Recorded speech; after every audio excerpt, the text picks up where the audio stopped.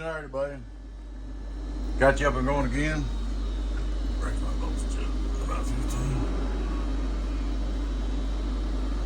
Alright. First thing we'll look at is radio drive, side bin off. Well, straight through SWR. Hello! Straight through, straight through, straight through. Alright, turn it on. On the end. Hello! There's your input tune.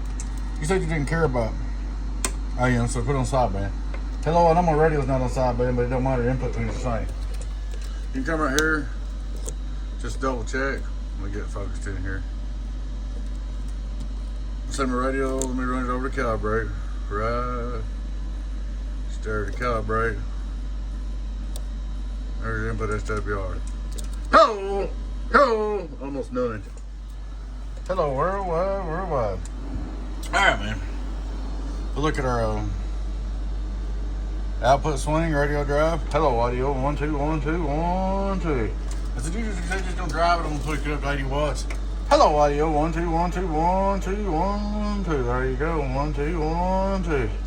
That's on AM, not sideband, so probably a little more than on sideband. And when you drive it, there's your input SWR. Well, you can't see it because of the driver. When you drive it, it comes up just a little bit on input SWR. Of course, that's normal on any amp. And on output SWR, I mean, that's just the way it goes. But this thing's got a great input tune. She's all fixed up, ready to go. Get her back out to you.